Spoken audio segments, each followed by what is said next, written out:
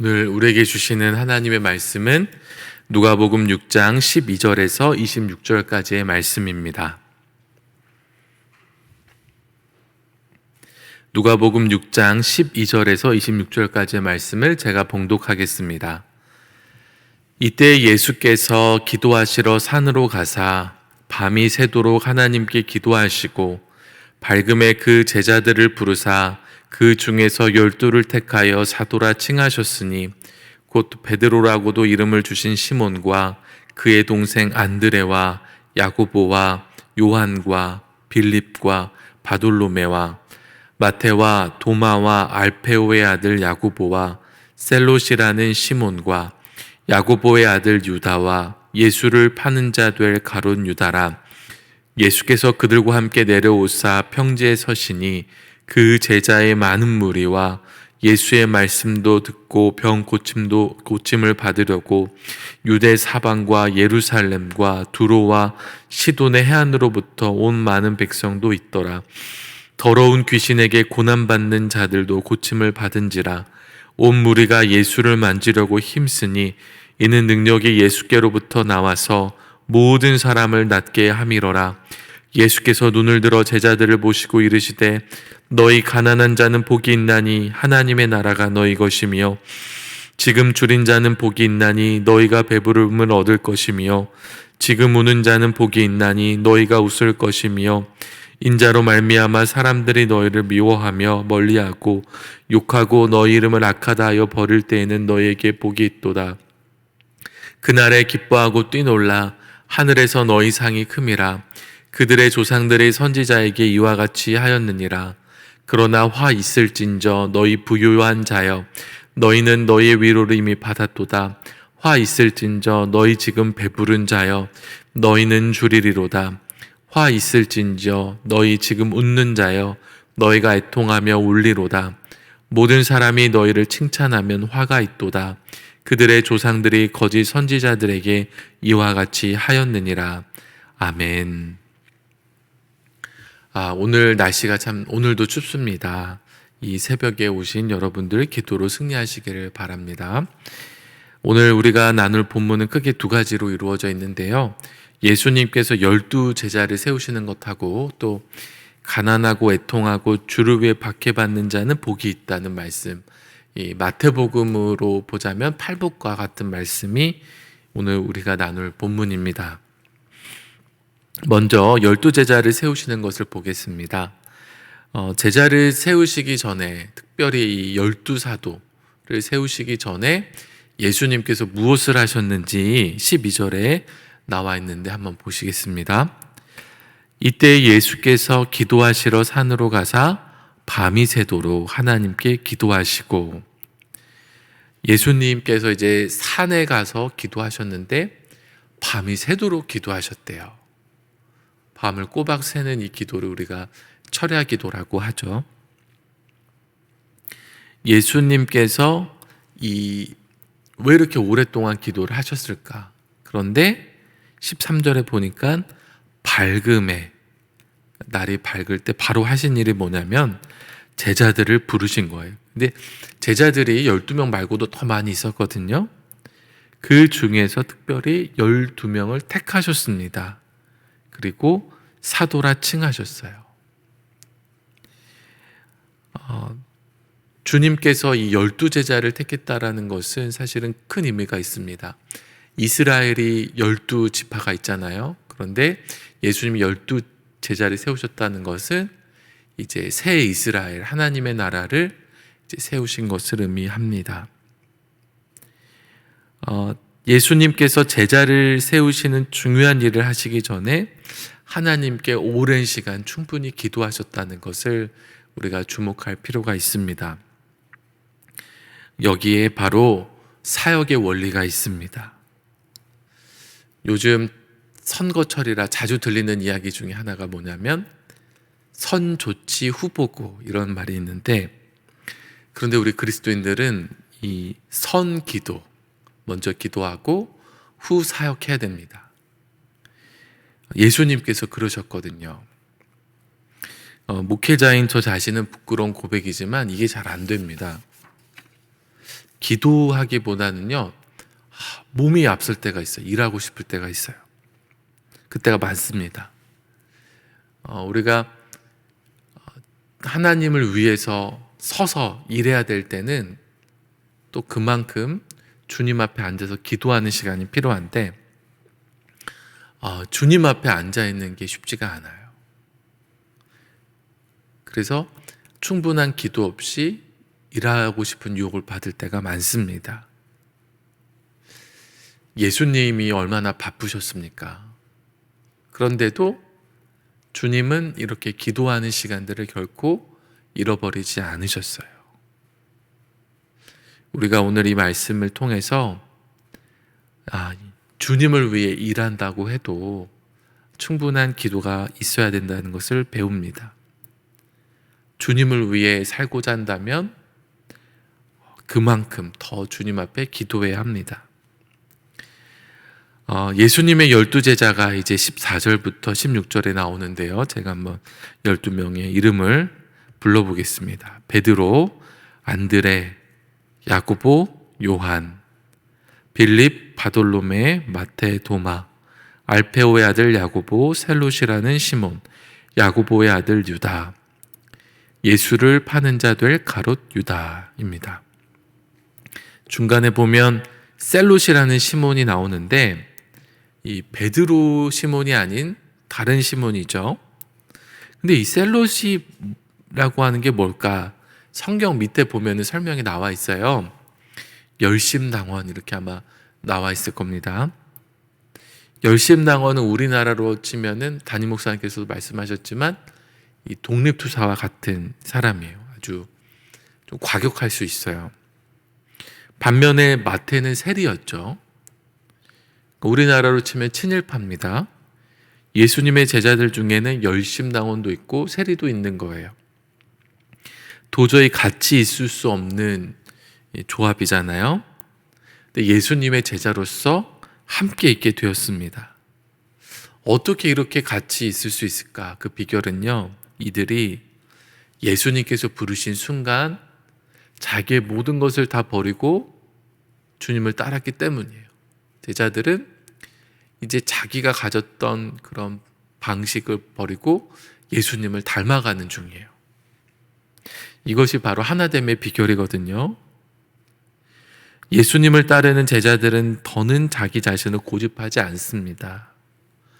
날마다 예수님 닮아가기 힘쓸 뿐이에요.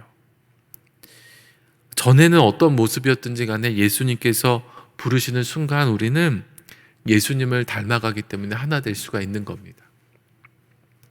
우리 모두 다 주님이 교회로 불러주셨거든요. 우리 보고도 하나 되라고 하셨어요.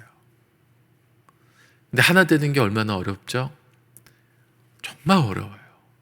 이 가족하고도 하나 되는 게 어려운데 교회에서 하나 되는 게 얼마나 어렵습니까? 그래서 우리가 내가 나를 고집하면 안 되겠구나. 나를 내려놓고 예수님을 닮아가야겠구나 하는 것을 꼭 마음에 새기셔야 되겠습니다. 넘어가서 17절을 한번 제가 읽어보겠습니다. 예수께서 그들과 함께 내려오사 평지에 서시니 그 제자의 많은 무리와 예수의 말씀도 듣고 병 고침을 받으려고 유대 사방과 예루살렘과 두로와 시돈의 해안으로부터 온 많은 백성도 있더라. 예수님께서 이 12명의 제자를 세우시고 그들과 함께 내려오셨을 때에 많은 사람들이 있었다는 거예요. 그 중에 첫 번째 그룹은 제자들인데 12명이 아닌 많은 제자들이 있었고요. 또 말씀을 듣기 위해 온 사람도 있었고요. 병 고침을 받기 온 사람들도 있었습니다. 18절에 보니까 더러운 귀신에게 고난받은 자들도 와서 고침을 받았다고 말씀합니다. 또 19절에 보면 온 무리는 예수님을 만지려고 힘썼는데 치유하시는 능력이 나와 모든 사람을 낫게 했기 때문이에요. 근데 이 19절을 한번 가만히 보다 보니까 사람들이 다 몰려 들어가고 예수님을 만지려고 하는 거예요. 능력이 나오니까. 근데 예수님께서는 그때 뭐 하셨을까? 예수님은 사람들에게 만지라고 자기 몸을 내어주고 계신 그런 모습이 떠올랐습니다. 사람들이 자꾸 그렇게 만들려고 하면 보통 사람 같았으면 피하게 되잖아요. 그런데 예수님은 그냥 자기 자신을 내어주시는 거예요. 주님이 우리를 위해, 세상을 위해 자기 자신을 내어주셨죠. 주님이 요한복음에서 생명의 떡이라고 말씀하세요. 그래서 주님의 살과 피를 먹고 살라고 우리에게 말씀하세요. 그래서 예수님은 우리에게 자기의 모든 것을 다 내어주시는 분입니다. 오늘 우리가 이제 기도하며 나갈 건데, 우리를 위해 모든 것을 내어주신 그 주님을 바라보며 기도하시기를 바랍니다. 이제 20절에서 23절을 보겠습니다. 예수께서 눈을 들어 제자들을 보시고 이르시되 너희 가난한 자는 복이 있나니 하나님의 나라가 너희 것이며 지금 줄인 자는 복이 있나니 너희가 배부름을 얻을 것이며 지금 우는 자는 복이 있나니 너희가 웃을 것이며 인자로 말미암아 사람들이 너희를 미워하며 멀리하고 욕하고 너희 이름을 악하다 하여 버릴 때에는 너희에게 복이 있도다. 그날에 기뻐하고 뛰놀라 하늘에서 너희 상이 큼이라. 그들의 조상들이 선지자들에게 이와 같이 하였느니라. 가난하고 애통하는 자가 복이 있다고 하세요. 예수님 때문에 박해받는 자가 복이 있다고 하십니다. 그런데 제가 읽지는 않겠지만 24절부터 26절을 보면은 반대인, 부요한 자, 웃는 자, 칭찬받는 자에게는 화가 있을 것이라고 말씀하십니다. 우리가 이 말씀을 어떻게 해석해야 될까요? 정말로 가난하면 복받고 부요하면 화가 있고 울고 있으면 복받고 웃고 있으면 화를 당하고 그렇게 되는 것일까요? 우선 이 말씀을 우리가 문자적으로 받아들여서는 안 됩니다. 그것을 어떻게 알 수 있냐면 예수님께서 공생애 하시던 모습만 봐도 알아요. 예수님이 무조건 가난하게 지내시지만은 않으셨거든요. 그 잔치를 즐길 줄 아셨어요. 삭개오, 마태 이런 사람들을 부르실 때에도 그 잔치에 가서 먹고 마셨습니다. 그때 이제 세례 요한의 제자들이 와서 어떻게 우리는 이렇게 금식하는데 왜 당신들은 금식하지 않습니까? 예수님께서 뭐라고 하셨냐면 혼인집 신랑이 잔치집에 있는데 금식할 수 있겠느냐. 기뻐할 때는 기뻐하고 금식할 날이 올 텐데 그때 금식해야 된다 말씀하셨습니다. 주님은 웃기도 하셨고요. 그렇게 사역하셨기 때문에 우리가 이것을 문자적으로 받아들이는 것은 아니라는 걸 알 수 있어요. 사도 바울도 어떻게 고백했냐면 내가 풍부에 처할 줄도 알고 비천에 처할 줄도 알아. 이런 일체의 비결을 배웠다고 말했습니다. 오늘 이 말씀은 제자들에게 주시는 말씀입니다. 20절에 보면은 예수께서 눈을 들어 제자들을 보시고 이르시되 제자들에게 주시는 말씀인 것을 우리가 생각해 볼 필요가 있어요.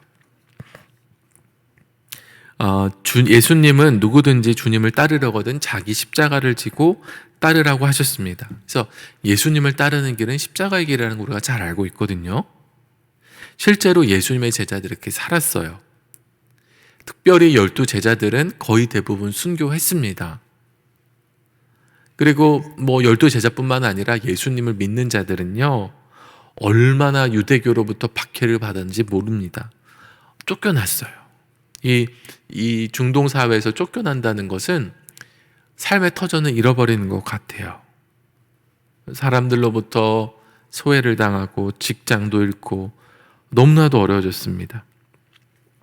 그때에 나 이제 예수님 안 따를래. 나 이제 유대교로 돌아갈래요. 그런 사람들은 부요해졌고 웃게 되었고 사람들에게 칭찬을 받았습니다. 그런데 그들은 생명 되신 예수님을 잃어버렸죠. 예수님을 믿고자 한 이들은 가난하게 되고 애통하게 되고 박해를 받는 상황입니다. 그들이 힘들게 된 건 사실이지만 구원 되신 예수님을 더 굳게 붙잡았어요. 여러분, 누가 복받은 사람인가요? 가난하고 애통하고 박해받는 자가 복받은 사람들이죠. 그런 말씀입니다. 그렇다면 이것은 그때만 그런 거고 지금은 상황이 달라졌기 때문에 우리랑은 상관이 없는 말씀일까? 제가 또 곰곰이 생각을 해봤습니다. 그랬는데 예수님을 따른다면 어떤 상황이건 어떤 시대건 가난하고 애통하고 박해받는 모습이 조금씩은 있겠구나 하는 생각이 들었습니다. 왜냐하면 예수님께서 우리에게 주신 핵심적인 계명이 사랑하라는 거거든요. 하나님을 사랑하고 이웃을 사랑하는 건데, 이웃을 사랑한다면은 그냥 부요하게 떵떵거리며 살 수만은 없을 것 같아요. 이웃을 생각한다면은 우리 북한에 있는 우리 형제자매를 생각한다면 정말 가까이 있잖아요. 물론 우리 남한 사회에도 이웃 중에는 정말 함께 울지 않을 수 없는 사람들이 있어요. 그러니까 이웃을 생각한다면 우리는 애통하지 않을 수도 없는 거예요. 또 자유로운 대한민국이라고 하더라도요, 예수 믿는 티 내잖아요. 주님 말씀대로 살겠다고 하잖아요. 사람들에게 핀잔을 들을 수도 있습니다. 정말 그래요. 요즘 같은 시대에 여러분들도 직장 생활을 하고 하다 보면은 교회 간다고 아주 주일에 교회 갔다 오면은 직장에서 난리가 나는 데도 있어요. 그런데 예수님이 무슨 말씀을 하셨냐면, 세상이 너희를 미워하고 박해할 때 이상하게 여기지 말라고 하셨어요. 예수님을 따르는 길은 언제나 가난할 수 있고 애통할 수 있고 박해받을 수 있다는 것을 우리가 생각할 수 있습니다. 그러니까 이 세상의 모든 사람들이 다 부요하게 살고 있지 않은데 내가 상황이 허락된다고 부요하게 떵떵거리며 살 수는 없는 거예요. 물론 절대적으로 부자가 아니어야 된다는 건 절대 아니에요. 그런 부자일 수는 있어요. 그런데 그 부요함으로 떵떵거리며 살 수는 없어요. 이웃을 사랑한다면 말입니다. 그래서 저는 오늘 우리에게 우리의 상황에서 주시는 이 말씀을 어떻게 적용할 수 있을까는 정말 여러분들이 각자 기도하시면서 주님의 뜻을 구하시기를 바랍니다. 제가 묵상한 부분은 이웃을 사랑하기 때문에 이 시대에도 가난한 자가 복이 있고 애통하는 자가 복이 있고 주님 때문에 박해받는 자가 복이 있다는 것을 저는 생각하게 되었습니다. 여러분, 우리가 예수님을 따라가는 제자입니다. 오늘은 제자들에게 주시는 말씀이에요. 누구든지 나를 따라오려거든 자기 십자가를 지고 나를 따라올 것이라고 말씀하신 주님을 따라가기를 말합니다. 내가 여태까지 가지고 있던 내 고집, 내 스타일, 내 방식 다 내려놓고 예수님을 닮아가기 위해서 오늘도 기도하며 승리하시는 우리 모두가 되기를 간절히 바랍니다. 기도하겠습니다. 하나님 감사합니다. 이 새벽에 우리를 깨워주시고 특별히 주님 앞에 나와서 기도로 이 하루를 시작하게 해주셔서 감사를 드립니다. 오늘 우리에게 주신 말씀, 특별히 제자들을 세우시고 제자들에게 주신 이 말씀을 우리에게 주신 말씀으로 듣습니다. 주님, 우리가 예수님을 닮아가는 작은 예수로 살아가게 하여 주시옵소서. 주님을 따라오려거든 우리가 제자의 길을 걸어야 될 텐데 그 길은 쉽고 편한 길이 아니라 어렵고 또 좁고 또 십자가의 길임을 우리가 알고 있습니다. 주님, 주님을 위해 가난하게 되고 주님 때문에 또 애통하고 주님으로 인하여 박해를 받을 때에 우리가 기뻐하고 이것을 이상하게 여기지 않고 믿음으로 감내하며 승리하는 우리 모든 귀한 성도들이 다 될 수 있도록 인도하여 주시옵소서. 주님, 예수님은 자기 자신을 모든 사람에게 내어주셨습니다. 주님으로 인하여 많은 자들이 병고침을 받고 귀신으로 인하여 고난받던 자들이 자유하게 되고 회복되는 온전하게 되는 역사가 일어난 것을 보게 되었습니다. 예수님 그 주님을 바라보며 오늘도 기도하며 나아갈 때에 주님 우리를 치유하여 주시고 회복시켜 주시고 온전하게 하여 주시옵소서. 오늘도 주님을 인하여서 가장 행복하고 기쁜 하루를 살아가게 하여 주시옵소서.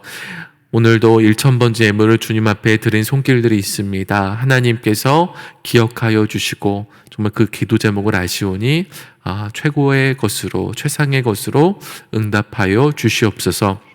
하나님, 우리 수표교 교회를 위해서 기도합니다. 주님께서 세우신 이 교회가 주님 오시는 그날까지 정말 주님이 기뻐하시는 칭찬하시는 교회로서 사명 감당하게 하여 주시옵소서. 특별히 2022년 한 해 세상에 빛이 되는 선교적 교회라는 표어를 정하고 우리가 나아가고 있습니다. 주님, 우리 교회 성도들 한 분 한 분 다 세상에 빛이 되게 하여 주시옵소서. 예수님의 빛이 드러나서 세상을 밝히는 주님께로 인도하여 구원하는 귀한 모든 선교사들이 되는 우리 교회가 되게 하여 주시옵소서. 이 일을 위해 우리 김진홍 담임 목사님을 세워주셨사오니 날마다 영육간의 강건함을 더하여 주시고 하나님 성령으로 늘 충만하게 붙들어 주셔서 우리 교회가 진정으로 하나님 기뻐하시는 교회로서 한 걸음 한 걸음 나아가게 하여 주시옵소서. 하나님 우리 교회 안나 선교회, 모세 선교회 어르신들로부터 또한 우리 영유아 유치부에 이르기까지 모든 성도들이 믿음 안에서 승리하게 하여 주시기를 원합니다. 세상이 참 어렵고 험합니다. 위기도 많고 위험도 많고 또 유혹도 많이 있습니다. 주님 지켜주시기를 원합니다. 특별히 믿음 지켜주시기를 원합니다. 이 어둡고 혼탁한 시대에 예수 그리스도 오직 주님 한 분만 붙잡고 한 걸음 한 걸음 나아가 승리하는 우리 모든 교회 성도들이 되게 하여 주시옵소서. 하나님 이 시간 우리가 기도하며 나아갈 때에 성령께서 우리의 마음과 생각을 주장하여 주시고 주님을 깊이 만나고 기도로 승리하는 이 하루가 되게 하여 주시옵소서. 감사드리며 우리 주 예수 그리스도의 이름으로 기도합니다. 아멘.